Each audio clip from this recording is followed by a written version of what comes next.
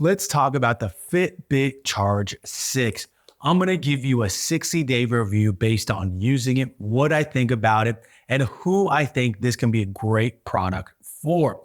Now, when I was looking for a fitness tracker, I was looking for something that was compatible with the insurance company that I have, with the activity rewards that they have. You can make money for just wearing a fitness tracker. Awesome, I'll do it.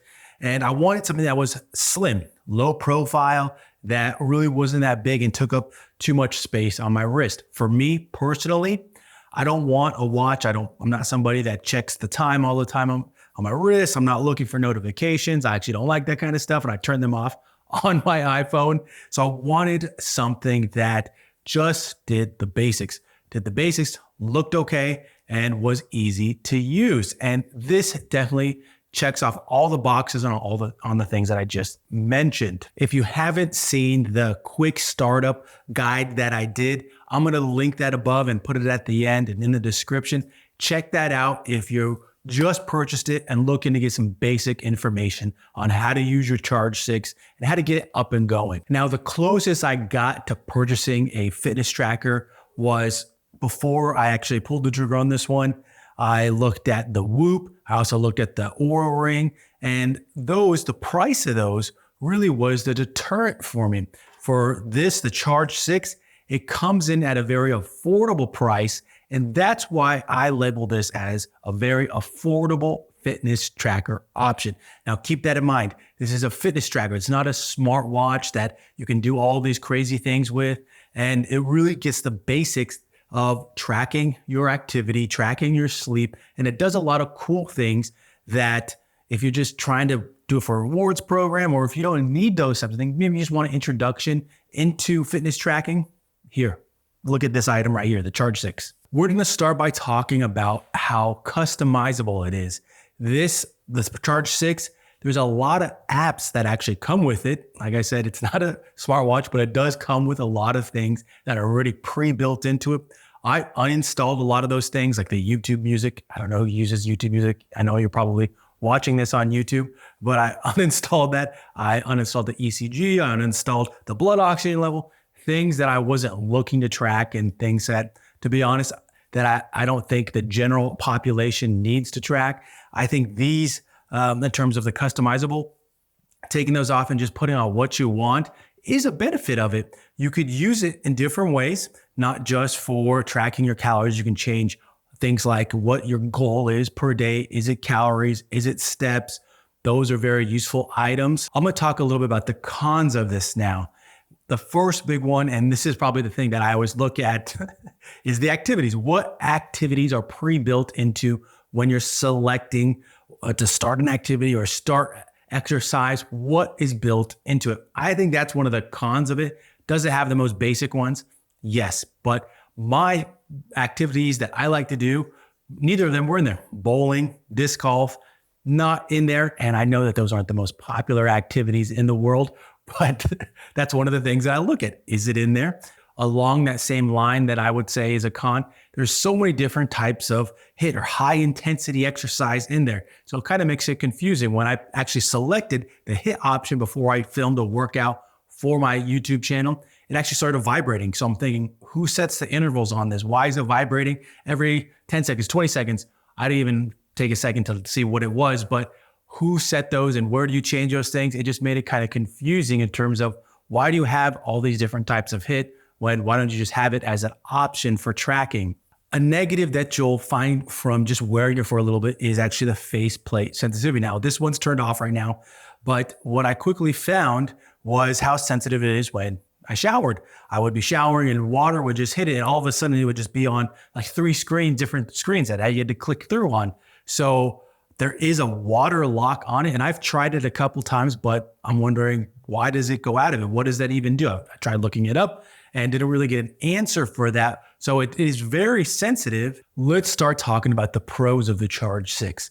Now, I'm going to preface all these pros by saying you're not purchasing it for the expensive apps, how it looks, and all these unique features. You're purchasing it because it's affordable. You're purchasing it because it's slim. You're not purchasing it because it's an iWatch. So let's get that out of the way. And now let's talk about the pros. The first one that I have here is the look compared to other similar options. If you go on Amazon, you're going to see other options, whether it's from Garmin or other options in this area in terms of the size. I think this one looks the best, which is a positive, and what was the reason I purchased this exact one. The next positive that I'm going to say is the price.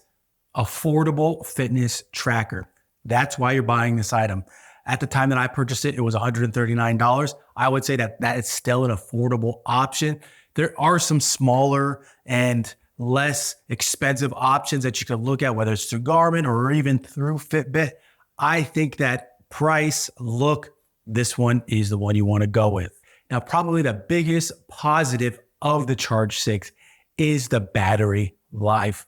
This, when I first initially purchased it and I charged it up, I didn't even charge it to 100%. And I felt like it still went for 7 days.